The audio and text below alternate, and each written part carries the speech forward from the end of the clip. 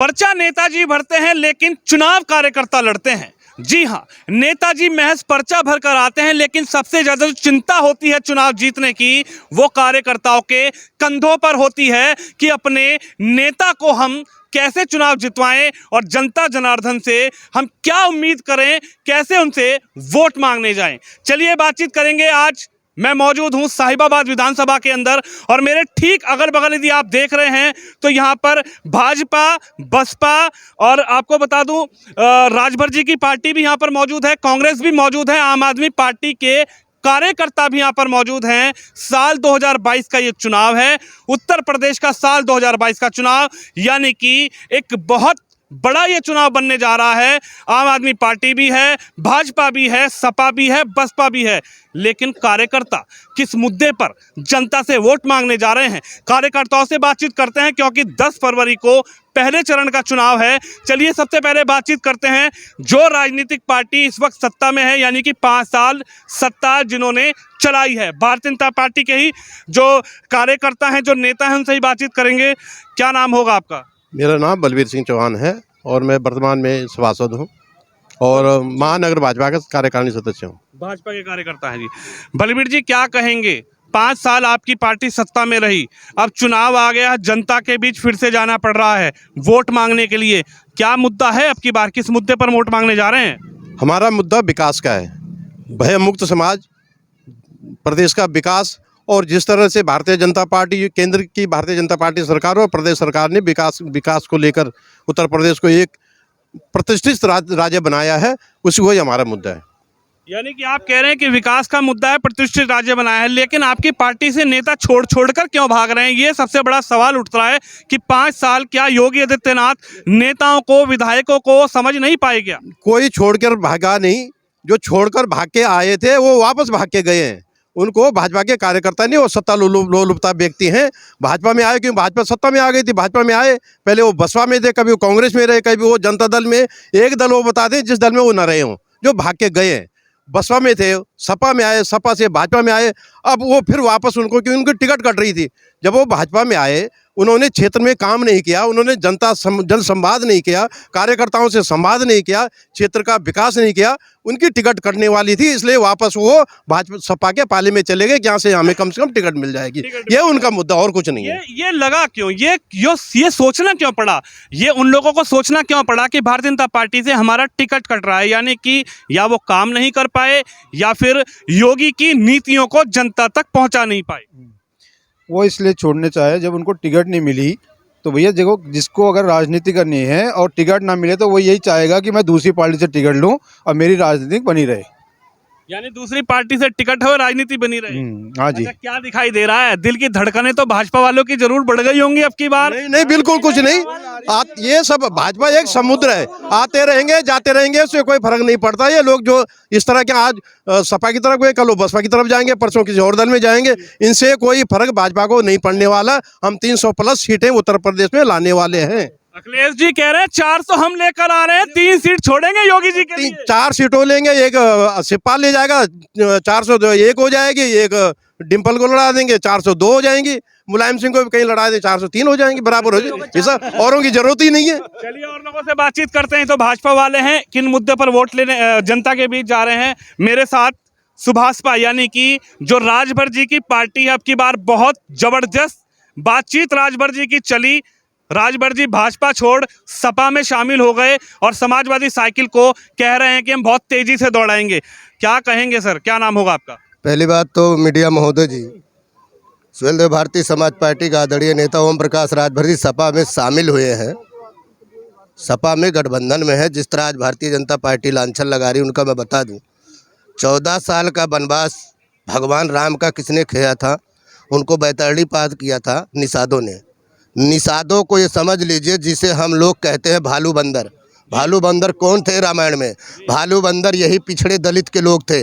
आज तक इतिहासों में दर्ज है, आज तक क्या नाम है, हनुमान जी को या रीछ बंदरों को कहीं आवास नहीं मिला है। इसी तरह पिछड़े और दलित को आज तक आवास नहीं मिला है। दूसरी पिछड़े और दलित की बात सुन लीजिए, सुन के जाइए, लेके जाइए।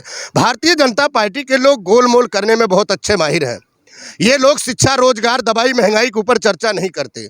आज सरसों का तेल क्या रेट है उसके ऊपर बात नहीं करेंगे, दाल का क्या रेट है उसके ऊपर बात नहीं करेंगे, आज शिक्षा का स्तर कितना नीचे गिर गया उसकी चिंता ये लोग नहीं करेंगे। आज ये भी नहीं कहेंगे महंगाई चरम सीमा पे, इसकी बात नहीं करेंगे। आज अर्थव्यवस्था जो 0 पॉइंट माइनस में गई है उसकी चर्चा नहीं करेंगे। आज ये नौकरियों की बात नहीं करेंगे।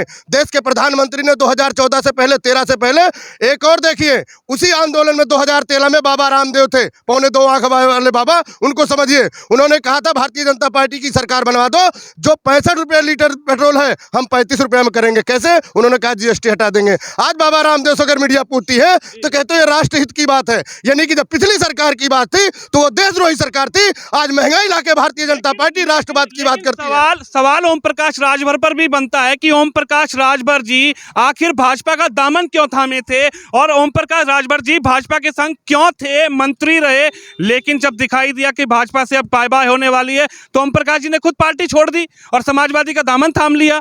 देखिए, मैं बताना चाहूंगा, भारतीय जनता पार्टी के लोग केवल झूठ बोलने में माहिर है। झूठ के सिवा इनको पुलंदा बांधने का कोई चारा नहीं है। आज सुबह उठेंगे एक नई सुगुफा छोड़ने में माहिर है, रात को सोते हुए सपना देखते हैं, अगले सुबह ये फिर जो है सुगुफा छोड़ने का काम करते हैं। आदरणीय नेता ओम प्रकाश राजभर जी भारतीय जनता पार्टी के सरकार में थे। आदरणीय आज के देश के गृह मंत्री, प्रधानमंत्री के साथ में बैठ करके ओम प्रकाश राजभर के साथ में कुछ मुद्दाओं पर तय हुआ था। ये तय हुआ था, दिखाई दे रहा, क्या दिखाई दे रहा अखिलेश जी के साथ, क्या दिखाई दे रहा अखिलेश की साइकिल पर सवार होने के बाद ये मुद्दे हल हो जाएंगे, क्या दिखाई दे रहा? वही बता रहा हूं। देखिए, भारतीय जनता पार्टी की सरकार झूठ बोलने में माहिर है, इसलिए सुहेल देव भारतीय समाज पार्टी के आदरणीय नेता ओम प्रकाश राजभर बोलते हैं भारतीय जनता पार्टी मतलब भारतीय जुमला पार्टी, भारतीय झूठिस्तान पार्टी। इसका उदाहरण मैं देता हूं, आप देखेंगे लोकसभा के, विधानसभा के अंदर में आज तक बिरले कोई कैबिनेट मंत्री होगा, सरकार में 3 महीना देने के बाद 18 महीने योगी महाराज से कहते रहे कि पिछड़े दलित की आवाज जो है चौकी थाने में सुनाई नहीं जा रही है, उसकी आप सुलक्षण दीजिए, लेकिन मुख्यमंत्री जी नहीं करते हैं। उसी को समझा मंत्री योगी आदित्यनाथ कहते हैं कि कोई भी चौकी थाने में गुंडाई नहीं करने जाएगा। चलिए मैं इन लोगों से बातचीत करता हूं। ये कह रहे हैं कि मुख्यमंत्री की बात चौकी थाने में, मुख्यमंत्री जी कहते हैं कि नेताओं की बात ना सुनिए। क्यों कहते हैं भाई आपके मुख्यमंत्री? ये हमारे भार्गव जी हैं, सोहेल देव समाज पार्टी से हैं। ओम प्रकाश राजभर भारतीय जनता पार्टी में कैबिनेट मिनिस्टर रहे हैं जी। भाजपा का एक ही नारा था, ना खाएंगे ना खाने देंगे। ये लोग जो भाजपा में आए थे खाने के लिए आए थे, भारतीय जनता पार्टी ने जब यहाँ खाने को नहीं मिला ना खाने दिया तो ये लोग छोड़ के भाग रहे हैं। वही कारण है, इनको आज दलित भी दिखाई दे रहे हैं, इनको आज पिछड़े भी दिखाई दे रहे हैं, इनको अगड़े पिछड़े सब नजर आ गए जब इनको 5 साल यहाँ मलाई मारने के बाद, और उसके बाद अब इनको दलित, पिछड़े, ओबीसी सब दिखाई दे। योगी जी को नहीं दिखाई देते दलित, योगी जी को नहीं दिखाई देते, सब दिख रहे हैं, इनको नहीं दिखे, अब दिख रहे हैं। चुनाव नजदीक आ गए इसलिए दिख रहे हैं। अब इनको 10 मार्च को ये पता चलेगा कि पिछड़े अगड़े कहाँ कितने। चलिए, दलितों की पार्टी है बहुजन समाज पार्टी, यानी कि बहन जी की पार्टी। बहन जी की पार्टी अब की बार कहाँ है, और बहन जी की पार्टी के जो कार्यकर्ता हैं वो किस मुद्दे पर वोट मांगने जा रहे हैं? क्योंकि भाजपा छोड़ दलित नेता सपा तो ज्वाइन कर रहे हैं, लेकिन बहन जी से बातचीत नहीं हो पा रही। क्या कहेंगे, बहन जी से बातचीत नहीं हो पा रही। स्वामी प्रसाद मौर्य गए, उन्होंने कहा पिछड़ों की बात नहीं हुई, दलितों की बात नहीं हुई, लेकिन साइकिल पर सवार हो गए, हाथी पर सवार क्यों नहीं हुए? देखिए, ऐसा है कि बहुजन समाज पार्टी एक समुदाय की नहीं, वो सर्वजन हिताय सर्वजन सुखाय पे आधारित है।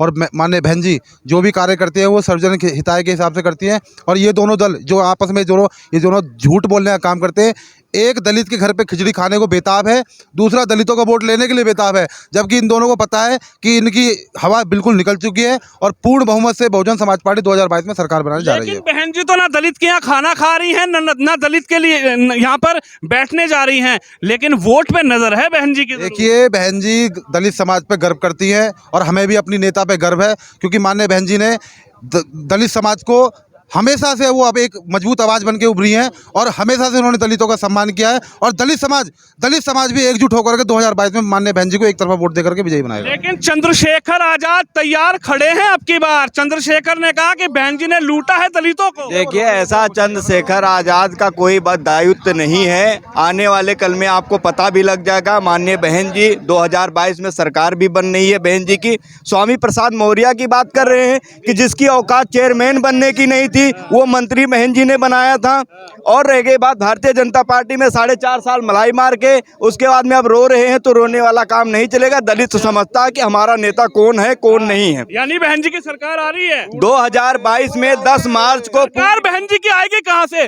भाजपा वाले कह रहे हैं 300 सीट लेकर आ रहे हैं, गठबंधन कह रहा है हम 400 लेकर आ रहे हैं। ये एक मिनट जय आपको मैं बताता हूँ, ये साइड में जो खड़े हैं ना, ये खाली बड़े बड़े नाम बोले, झूठे मक्कार लोग हैं। कहने कहा बहन जी 2012 में भी नहीं आ पाई, 2017 में भी नहीं आ पाई। देखिए, भारतीय जनता पार्टी के लोग जो है ना, झूठ बोलने का काम किए हैं। सपा के लोग हैं, मुजरा करवाते हैं। जब इनकी सरकार आती है तो मुजरा करवाते हैं। और जो है भारतीय जनता के पार्टी के बड़े बड़े अक्षरों में बड़े बड़े अक्षरों में इनका काम है कि पास करना बजट, काम नहीं। जमीनी स्तर से अगर जो देखा जाए तो काम नहीं है। आप विकास की बात करते हैं तो आज मैं साहिबाबाद विधानसभा की बात करूंगा। साहिबाबाद विधानसभा में क्या हो रहा उसको दिखाइए ना आप। साहिबाबाद विधानसभा में जो हो रहा उसको दिखाइए ना। सरकारी स्कूल की बात करते हैं, आपके बगल में विकास दिख रहा है, विनाश हुआ है, विकास कोई बात नहीं, तो 2022 में नजर आएगा कि विकास के वोट पे वोट डलेगा। समाजवादी पार्टी लाल टोपी वाले मुख्य प्रधानमंत्री कहते हैं लाल टोपी से बच के रहना, रेड अलर्ट है। लाल टोपी क्रांति का प्रतीक है। लाल टोपी का जिस तरह का संघर्ष रहा 5 सालों में जनता के मुद्दों पे, सड़क से लेकर सदन तक समाजवादियों ने जनता के मुद्दे पे हक की लड़ाई लड़ी। और आज समाजवादी पार्टियों के संघर्ष को देखते हुए जनता में जो प्यार मिल रहा है उससे घबराई हुई भारतीय जनता पार्टी जनता में रेड अलर्ट वाले शब्द का प्रयोग कर रही है। क्या दिखाई दे रहा? 300 यूनिट बिजली की वादा अखिलेश जी ने जब किया, जब दिखाई दे गया कि अब कुछ होने वाला नहीं है, 300 यूनिट बिजली दे दो। 300 यूनिट बिजली देने का कारण, अखिलेश जी स्वयं इंजीनियर आदमी है, उन्होंने बिजली के उत्पादन के लिए अनेक काम किए और ये जनता के हित में लिया गया फैसला है। इससे हर परिवार खुश है। शिक्षा की बात मैं कहना चाहूंगा। शिक्षा की बात, सबसे बड़ी बात शिक्षा की थी। आज जो सबसे महत्वपूर्ण चीज है वो शिक्षा है और मैं 3 मुख्य बिंदु आपके सामने प्रस्तुत करूंगा जिसके माध्यम से मैं आपको बताऊंगा कि किस प्रकार भारतीय जनता पार्टी शिक्षा की सबसे बड़ी दुश्मन है। पहला मुद्दा, कोरोना काल के अंदर छात्रों को जरूरत थी डिजिटलाइजेशन की। अखिलेश यादव जी ने 2016 में जब लैपटॉप बांटे तो एक तरफ से बिना किसी भेदभाव के योजना को पूरी तरीके से क्रियान्वित करके उस योजना को अमल पे लाया गया। जब योगी सरकार मोबाइल बांटने लगी तो 12,000 रुपए का मोबाइल अब दे रही है 2021 में, और 2016 में जब लैपटॉप दिया गया तो 25,000 का लैपटॉप दिया गया। और वो योजना भी किस तरीके से युवाओं को बेवकूफ बनाया गया देखिए। उस योजना में 3-4 से ज्यादा कहीं भी वितरण नहीं हुआ। बार कहाँ है विद्यार्थी, अब की बार कहाँ है युवा? मैं वही बता रहा हूँ कि मेडिकल कॉलेज घोटाला हुआ, मेडिकल कॉलेज के नाम पर घोटाला किया गया, मोबाइल के नाम पर घोटाला किया गया। छात्रों के ऊपर लखनऊ के अंदर छात्र धरना प्रदर्शन करने के लिए जाते हैं तो उनको वहां पर जगह नहीं मिलती, उनके ऊपर लाठियां बढ़ाई जाती है। छात्र विरोधी सरकार है ये, छात्र विरोधी। क्या दिख रहा है? क्या कौन नजर आ रहा है? आम आदमी पार्टी आई है, कह रही है हम शिक्षा पर काम करेंगे। आम आदमी पार्टी उत्तर प्रदेश में आई है, कह रही है हम यूपी को दिल्ली बना देंगे। क्या आम आदमी की तरफ दिल नहीं ढल रहा? अब मैं आपको बताना चाहता हूं, आम आदमी पार्टी के जो विचार हैं वो दिल्ली तक ही सीमित रह सकते हैं। दिल्ली प्रदेश और उत्तर प्रदेश के अंदर जो भौगोलिक डिफरेंट है, जो जियोग्राफिकल डिफरेंट है, जो सोसाइटिकल डिफरेंट है, वहां पर जिस प्रकार की वो राजनीति करते हैं वो कभी एप्लीकेबल नहीं होगी। क्या दिख रहा है? कौन आएगा? समाजवादी पार्टी के साथ इस बार युवा है, इस बार छात्र। अखिलेश यादव जी ने वादा किया है कि जिस प्रकार से पहले डिजिटलाइजेशन किया गया था छात्रों को, उसी प्रकार से फिर लैपटॉप बांधे जाएंगे, शिक्षा के क्षेत्र में काम किया जाएगा और कई प्रकार के वादे युवाओं के लिए और छात्रों के लिए मैनिफेस्टो में। वादे तो नेताजी बहुत करते हैं, लेकिन वादे पूरे कब होते हैं जनता यही देखना चाहती है। लेकिन साल 2022 का ये चुनाव है, हमने भाजपा से बात की, हमने समाजवादी से बात की, हमने समाजवादी पार्टी से, बहुजन समाजवादी की बहन जी की पार्टी से भी बात करी। कांग्रेस कहाँ है? प्रियंका गांधी बहुत घूम रही हैं उत्तर प्रदेश में, लेकिन प्रियंका गांधी क्या अब की बार अपने वोटर को साध पाएंगी? सर क्या कहेंगे? प्रियंका गांधी जी, बहुत तूफानी दौरे प्रियंका गांधी ने करे, बारिश पड़ी, प्रियंका गांधी रुकी नहीं, आंधी आई रुकी नहीं, लेकिन क्या अब की बार वोटर का मन टटोल पाए प्रियंका? बिल्कुल मन टटोला जाएगा। जनता जान चुकी है, जनता ने 3 बार 4 बार समाजवादी पार्टी की सरकार रह ली, बहन जी की सरकार रह ली और इस बार जो है भारतीय जनता पार्टी की सरकार देख ली, सबकी सरकार जनता ने देख ली है। जो लोग थे, कांग्रेस 32 साल से 34 साल से प्रदेश में नहीं है, इस दौर में सबरी सरकारें जनता ने देख ली। आज जो लड़ाई लड़ रही है कांग्रेस, जो दलितों की हो, चाहे अगड़ों की हो, चाहे पिछड़ों की हो, चाहे बहन बेटियों की हो, चाहे हाथरस की बेटी की हो, चाहे उन्नाव की बेटी की हो, किसी की भी लड़ाई हो, अगर आज आप देख रहे हैं तो सड़कों पे, सड़क से लेकर संसद तक जो लड़ाई लड़ने का काम कर रही है वो बहन हमारी प्रियंका गांधी जी कर रही हैं। और अगर उत्तर प्रदेश में कांग्रेस की सरकार बनेगी तो सबको समान रूप से देंगे, जो है शिक्षा स्वास्थ्य देंगे। आप अभी देख रहे हैं, खोड़ा के अंदर देख रहे हैं, बताओ क्या हुआ। कांग्रेस ने जो खंबे, ये तार के खंबे देख रहे हैं, जो पहले 50-50 रुपए इकट्ठे कर करके लोग ट्रांसफर बदलवाते थे, जो माननीय सांसद सुरेंद्र गोयल को जनता ने ऐसा मौका दिया विधायक बनने का, उन्होंने जनता की समस्या खत्म करने का काम किया। एक सवाल प्रियंका गांधी और कांग्रेस पार्टी पर जब उठता है, जब प्रियंका गांधी कहती हैं लड़की हूं, लड़ सकती हूं, लेकिन वहीं अगर कर्नाटक की बात की जाए तो विधानसभा में कांग्रेस के विधायक कहते हैं कि लड़की अगर रेप ना रोक पाए तो उसको एंजॉय करना चाहिए। क्या कांग्रेस पार्टी के ये दोहरे चेहरे हैं इस चुनाव में? क्या ये उसके कांटे की कांग्रेस पार्टी के गले की फांस बन जाएगा ये बयान? कांग्रेस कभी नहीं कहती ऐसी, कांग्रेस का कोई ऐसा नहीं है। अगर हो सकता है किसी का अपना व्यक्तिगत हो, कांग्रेस की राय बिल्कुल नहीं है। कांग्रेस हमेशा महिलाओं के साथ है। उन्होंने नारा दिया है लड़की हूँ, लड़ सकती हूँ, और लड़ने के लिए कांग्रेस ने इस बार उत्तर प्रदेश में 40% बहनों को सीट दी है और उनको चुनाव लड़ा रही है, और चुनाव लड़ा कर विधानसभा लाने का काम करेगी। लड़ाई है कांग्रेस पार्टी। चलिए आम आदमी पार्टी के पास चलते हैं। पहली बार उत्तर प्रदेश में चुनाव लड़ने आ रहे हैं, लेकिन केजरीवाल जी उत्तर प्रदेश तो नहीं आ पा रहे, बिजी ज्यादा पंजाब या फिर गोवा में है। उत्तर प्रदेश कैसे जीतेंगे? कार्यकर्ता, क्या मनोबल कार्यकर्ता का टूट रहा है या फिर कार्यकर्ता मजबूती से चुनाव लड़ रहे हैं? क्या कहेंगे? आम आदमी पार्टी पहली बार उत्तर प्रदेश में चुनाव लड़ने आ रही है, सबसे बड़ी विधानसभा, 403 विधानसभा यानी प्रदेश की बात की जाए, लेकिन केजरीवाल जी को नजर क्यों नहीं आ रहा उत्तर प्रदेश? क्या डबडबाता हुआ नजर आ रहा है क्या उत्तर प्रदेश केजरीवाल जी को? सबसे पहले आपका बहुत बहुत धन्यवाद कि आप साहिबाबाद आए। देखिए, कोई भी पार्टी हो, XYZ कोई भी पार्टी ले लीजिए, चाहे भाजपा हो, BSP हो, सपा हो, सब जाति की बात करेंगे। जो भी बात करेंगे हमारी सरकार ने क्या है ये तो बताइए। खोड़ा के अंदर आप हैं, खोड़ा में क्या किया है भाजपा की? पिछले 5 साल के अंदर देख लीजिए, 25 से ज़्यादा सभासद, चेयरमैन, विधायक, सड़क बनवा दी, इंटरलॉकिंग टाइल डलवा दी। सर ये सड़कें जब हमारी सरकार आएगी, जब ये सड़कें जब हमारी सरकार आएगी तो खोदी जाएंगी, क्योंकि सीवर डलेगा, इसमें पाइपलाइन डलेगा पानी का, इसमें गैस लाइन का पाइपलाइन डलेगा। आप ये देखिए क्या किया, ये तो जनता का पैसा बर्बाद किया इन्होंने। बीजेपी सिर्फ और सिर्फ भ्रष्टाचार। आप लोग किस मुद्दे को लेकर जनता के बीच जा रहे हैं, ये सवाल? अभी सारे मुद्दे सभी लोगों ने बोले, और मैं बोलना चाहता हूं कि भाई यहाँ पे जो अभी 127 करोड़ रुपया अभी पानी के लिए पास हुआ था, जो मेन मुद्दा है वो है पानी का। अभी 2019 के अंदर 127 करोड़ रुपया, हाँ ये सवाल, मैं अभी जो मेरा सवाल है, मेरा क्लियरली सवाल है कि 127 करोड़ रुपया आज से सन 2019 में पास हुआ था, वो पैसा कौन खा गया वो बताओ।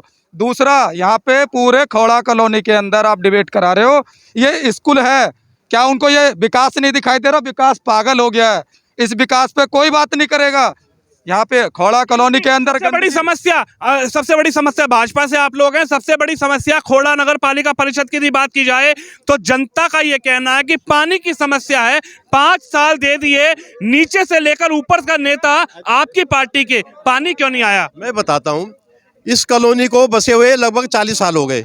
यहाँ चलने का रास्ता नहीं था, खड़े होने का रास्ता नहीं था। जहाँ पे हम खड़े, या इस स्थिति को आप देख लीजिए, यहाँ बिल्कुल रास्ते तक नहीं थे। आज जब नगर पालिका खोड़ा में बनी, भाजपा के चेयरमैन हैं, सभासद हैं, यहाँ रोडें बन गई, नालियाँ बन गई, सब कुछ। साल और चाहिए भाजपा को? कितने साल और चाहिए खोड़ा में पानी लाने के लिए? लगातार भाजपा ही रहेगी, चाहिए नहीं, लगातार भाजपा ही है। रही बात आम आदमी पार्टी की, आम आदमी पार्टी के, ये दिल्ली का रोड है, ये दिल्ली का रोड। ये कह रहे हैं लगातार भाजपा रहेगी। देखिए, ये कह रहे हैं अब लगातार भाजपा रहेगी, भूल जाओ, आप चुनाव ही मत लड़ो। देखिए, भारतीय जनता पार्टी को हमारी पार्टी क्यों कहती है भारतीय झूठिस्तान पार्टी, भारतीय जुमला पार्टी? और देखिए इसकी समस्या हम बताते हैं। जब हम भारतीय जनता पार्टी के गठबंधन में थे, सामाजिक न्याय समिति की रिपोर्ट लागू करने की बात हुई थी। अमित शाह जी ने कहा था राजभर जी हमारी सरकार बनवा दो, 6 महीने के अंदर में उत्तर प्रदेश में सामाजिक न्याय समिति की रिपोर्ट लागू कर देंगे। एक नंबर के झूठे उत्तर प्रदेश का मुख्यमंत्री, देश का प्रधानमंत्री, देश का गृह मंत्री, इन्होंने बातों से मुकर के नहीं किए। दूसरी बात यह हुई थी, जातिवार जनगणना की बात हुई थी राजभर के साथ में कि हमारी सरकार उत्तर प्रदेश में बनवा दीजिए, हम जातिवार जनगणना करा देंगे। तीसरा हमने आपको बताया किसानों के लिए बिजली बिल माफी की बात हुई थी। ये आप सोशल मीडिया पे भारतीय जनता पार्टी के लोग जाके खंगालिए कि जो क्या नाम है मोदी और योगी अमित शाह जी ने जो राजभर के साथ में कमेंट किया, उस कमेंट से दूर हुए, इसलिए राजभर की पार्टी भारतीय जनता पार्टी से अलग हुई। अब क्या दिख रहा है? 50 कह तो दिया, 50% बिजली फ्री उत्तर प्रदेश में योगी जी ने। बताइए, 4.5 साल क्या नाम है जनता का, 24 करोड़ जनता का आपने खून चूसा, 7.5 रुपए 8 रुपए आपने यूटिन लेने का काम किया, चुनाव आया आपने जुमला छोड़ने का काम किया। जब हमने बताया वो भाई एक मिनट देखिए, मुद्दे की बात देखिए, मुद्दे की बात जनहित में जारी होना चाहिए। आप देखिए इसी उत्तर प्रदेश में शिक्षकों के साथ में क्या योगी सरकार ने किया, कभी उसकी चर्चा हुई?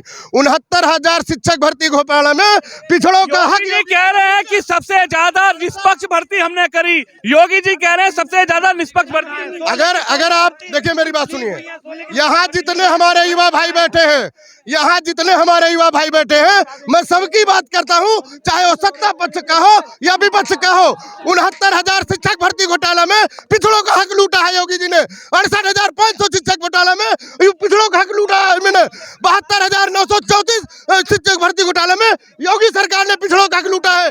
तो मैं पिछड़े के लोग क्या दिख रहा है? अब की बार अगर गठबंधन अखिलेश जी की सरकार बनती है तो क्या ये प्रोसेस जो है 69,000 शिक्षक ये दिखाई दे रहा आगे बढ़ेगा? देखिए हमने आपको बताया ना, मैं एक दोहे के साथ में आपको बताना चाहूंगा भारतीय जनता पार्टी ने क्या किया।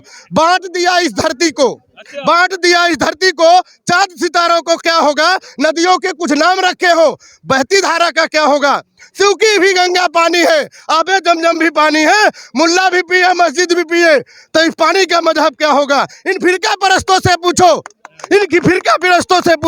क्या सूरज भी नया बनाओगे?